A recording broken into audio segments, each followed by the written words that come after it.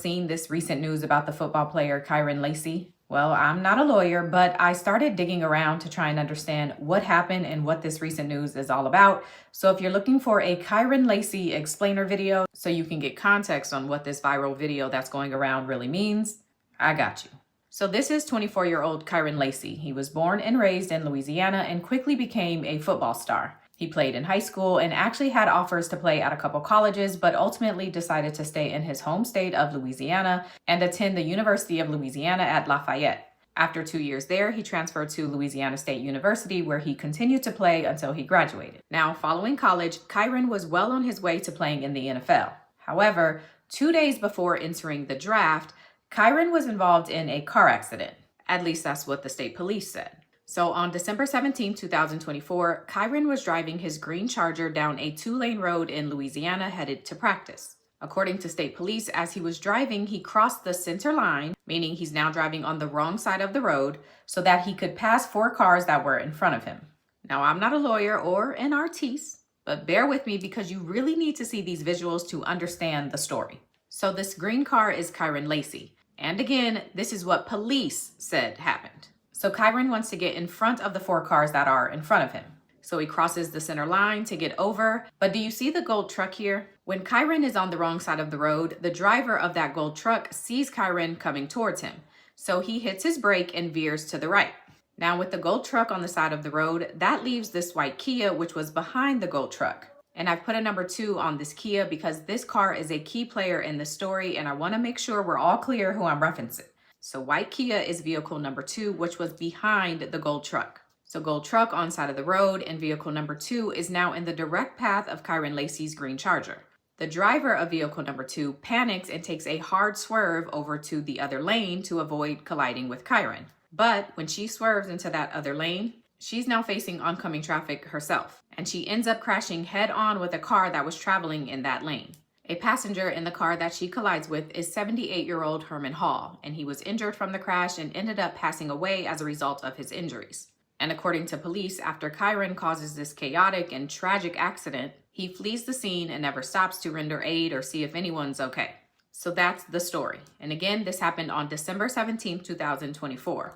And by January 12, 2025, police had identified Kyren Lacy as the driver of the green Charger, and he was then arrested and charged with negligent homicide, felony hit and run, and reckless operation of a vehicle. Kyren was released on bond, but from January 2025, when he was arrested, until April, Kyren is carrying around the weight of this tragedy. He's also facing the fact that his hopes and dreams of becoming an NFL player are slowly dwindling away. Some of the teams that were interested in him are now asking questions about this case, and the internet has completely spiraled with the story of this NFL hopeful who is now accused of homicide and a hit and run.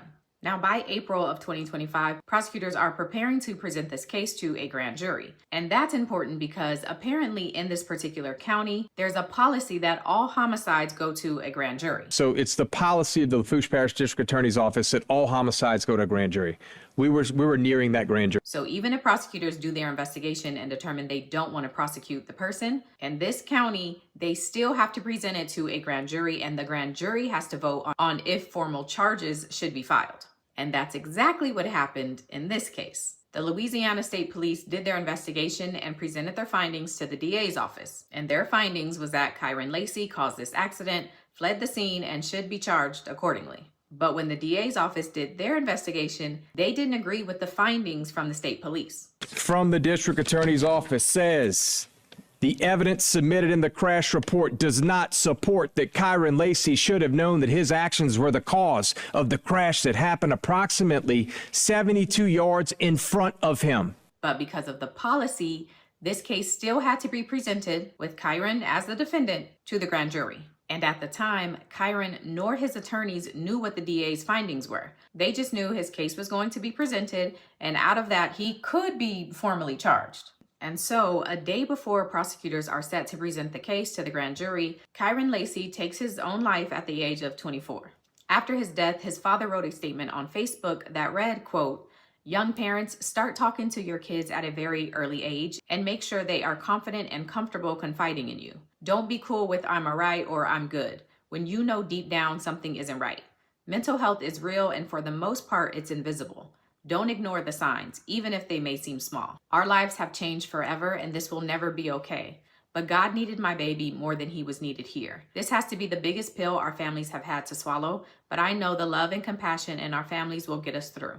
This will never get easier, but we'll learn to live with it. Check on your kids' mental. So that's the backstory, and that gets us to where we are today with this latest news that Kyren's attorney, Matt Ory, has uncovered. He recently got the entire file for Kyren's case, which included the investigation done by the state police, as well as the investigation done by the district attorney's office. I've got everything. I've got every piece of evidence I have viewed. I've examined every piece of evidence, which includes all surveillance, all body cam footage, and most importantly, the investigative report that was generated and manufactured by the Lafourche Parish District Attorney's Office. Their findings after their own investigation. That's what we're here today to present. We're going to compare and contrast those findings with the findings of state police. And ooh, child. So attorney Matt Ory does acknowledge that Kyren Lacy passed the 4 cars, but the data shows that he passed those cars well before the accident. I'm going to use my graphics again, so follow me. According to the data, Kyren Lacy passed the cars way back here, and he was already back in his original driving lane before the accident happened. And then the accident happens, and Kyren Lacy is actually a car behind the vehicle that Herman Hall was in. We know from data that Kyren Lacy did in fact pass 4 cars. There's no disputing that. Further north, Kyren Lacy passed 4 cars. However, he was back in his lane of travel, 92.3 yards, back in his lane, behind Mr. Hall. At the time of impact, he's 72.6 yards behind the vehicles at the time of impact. Keyword, behind the vehicles. He wasn't even close to the second car. He just eased in. As Matt Ory digs further into the evidence, he learns that according to the black box data, vehicle number 2, the one that actually collided with Herman Hall's vehicle, was tailgating the gold truck before the gold truck pressed the brake. Right, so what do I know now about vehicle 2? Vehicle 2 was tailgating, all right, according to the data, tailgating at 49.6 miles an hour behind the gold truck, 1.5 seconds before the crash. Interestingly enough, this vehicle was actually, when this woman was in the ambulance, they issued her a ticket, all right? You know for what? Take a wild guess. Following too close. Fast forward. Another trooper comes and is looking for that particular ticket. And that ticket, they told her, something may happen to the ticket, don't worry about it. Sure enough, something happened to that ticket down the road, right? The ticket now needs to fit a better narrative. And that ticket now says, crossing left of center. Why? Are y'all following this? I hope it's not confusing. Okay, now in addition to learning details about the speed of vehicle number 2, attorney Matt Ory also learns the speed of the gold truck. The gold truck was traveling at 28 miles per hour before he hit his brakes, and he didn't veer to the side of the road until after the accident, which again highlights that if vehicle number 2 is tailgating him at 49 miles per hour, when he hit his brakes, she had no other option but to swerve, or else she was going to hit him. What he's saying is she had to avoid hitting him. The data from her black box shows that she hit her brakes 0.5 seconds before the accident and then swerved really hard. So the 75, the steering input at 75 to the left. That's correct. Any indicate that, I would guess 75 on a scale of 100, that's a pretty hard turn to the left. It's a very hard turn to the left. The gold truck, we know now that 2.99 seconds prior to him pulling off the road, he was traveling 28 miles an hour. 28 miles an hour. Now you're going to hear his statement in a little while, and it's going to all make sense. But let's be very clear right now for the intent and purposes of what we're doing. Vehicle 2, their data says she is tailgating. She is 0.5 seconds at 49.6 miles an hour. 1.5 seconds before the crash. Now, of course, the driver of vehicle number 2 was questioned about her version of events. And her version is interesting. The DA's office summarized some of the statements that she made in their report. He says upon reviewing the body cam video of the trooper from the scene, the following statement was made by, we'll call her vehicle 2, right? Mm-hmm. I just know the truck was stomping on brakes. The other was trying to pass the other car. I was trying to dodge by not hitting him by coming around. When the trooper asked how fast she was going, she replied the speed limit. He next says, I reviewed the recorded interview and the written statement from Vehicle 2 while she was in the hospital on January 3rd, 2025. Below is a synopsis of that interview. And at very first it says, all I can see is that a car is coming this way and the car in front of me. Right before the crash.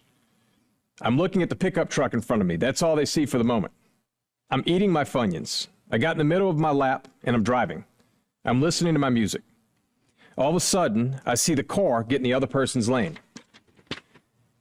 The truck, end quote, steps on his brakes. First, so it slows down, but then he does it again, and this time it's really hard. That's when you can see on the other side the car is trying to get back over. But before you can get over, the truck stops in the middle, like on the brakes, hard. There's another car that runs damn near into the pole. It's either I run into him or I try to get out the way, so I'm trying to get into the dollar store parking lot. Then the other car just comes and slams into me. The trooper asked Vehicle 2, whenever you're looking forward, or the cars in front of you, they swerve off to the right before you make your left, or are you looking at a green Charger coming at you?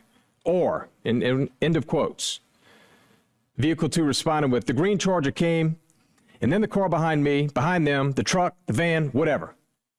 The trooper does not ask any further follow-up questions to get a better understanding of what she was saying for this answer. Now remember, I'm reading what the investigator's saying. During this interview with the trooper, Vehicle 2 made several statements that do not match the submitted report or written statement. Instead of questioning Vehicle 2 for more details, the trooper attempted to recap what she was saying, which seems to contradict her statements. While doing this, the trooper is the first to talk about the gold truck swerving off to the right. Then when it came to obtaining the written statement, the trooper tells Vehicle 2 what to document on the statement as she is writing. You watched someone slam on their brakes. You watched them stop. You watched a car coming at you in your lane of traffic, but you never thought to just tap the brakes? Really? Now let's get to the body cam footage. At one point, an officer goes to speak with the driver of the gold truck, and the driver says this whole thing is the fault of vehicle number 2.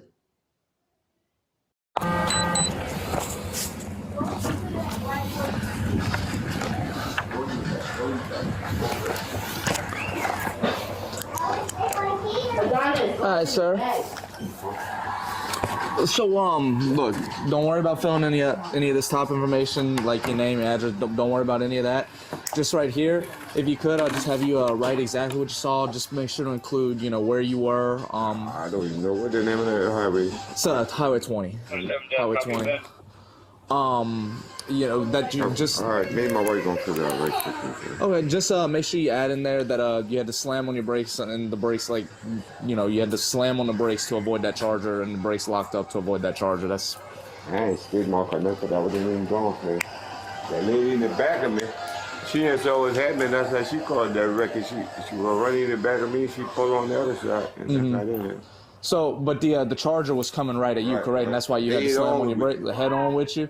So yeah, just make sure you include that, and that's very important because we're trying to locate this Charger right now. So just include that in the statement, and I'll read it over, and then I'll be out of here. Yes, you heard that right. The driver said, I didn't skid mark or nothing because I wasn't even driving fast.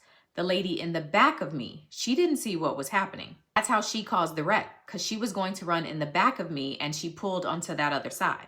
Then the officer responds by telling him to make sure he adds in that he had to slam on his brakes to avoid hitting the Charger. Somebody gonna do something, because this is crazy. And it doesn't stop there. The statement that's turned in on behalf of the driver of the gold truck doesn't reflect what he said in that body cam video at all. It's actually a completely different story that wasn't written or signed by him. On the signature line, it actually says refused. And this is from the gold truck. This is the gold truck. See, the problem with that statement is it is in direct contravention to what was said minutes earlier. It's not written by him. And where it says signed, it's not signed, it's refused. But you see, when I have a witness who is the most critical, and he's telling you, I wasn't traveling fast. We know now that he wasn't. The data shows 2.99 seconds before that he was traveling 28 miles an hour. And he goes on to say, I didn't even make a skid mark. that woman behind me, she caused that accident. And you give me this statement that is refused? I got a problem. I got a problem with that. A big one. So you get the point. And if you don't, I'll give you my takeaway, which should not be taken as fact. Basically, the gold truck did hit his brakes as a result of seeing Kyren Lacy on his side of the road. And the vehicle behind the gold truck, vehicle number 2, should have had time to hit her brakes and pull over. But she didn't have time because she was tailgating and traveling so fast that her only option was to veer onto oncoming traffic, resulting in her colliding with the vehicle that 78-year-old Herman Hall was in. But he had no idea he caused this accident because he didn't think he caused the accident. He didn't cause the accident. Now again, Kyren Lacy took his life before any of this could play out, but Matt Ory says he's doing this now because he made a promise to Kyren that he got him. This is about making a promise to a kid who begged you to help him. You make a promise, you follow through on that promise. It's nothing more, nothing less to tell the world Kyren Lacy's version. He never got to tell the world his version. His parents had given me a pin of his picture. And at that funeral, I took it home with me, obviously, but as he's sitting there, he had always asked me previous to that, Mr. Matt, you got me, dog? Kyren, I promise you, I got you, dog. So I get home and I took that pin. It's got his picture on it, and I kept it out every day. And I wrote on the back of it, I got you, dog. Never let it leave that side. And this is my version, bringing clarity. Bringing his version is me telling him, I got you, dog. Whatever that's worth, I don't know. I hope that he's looking down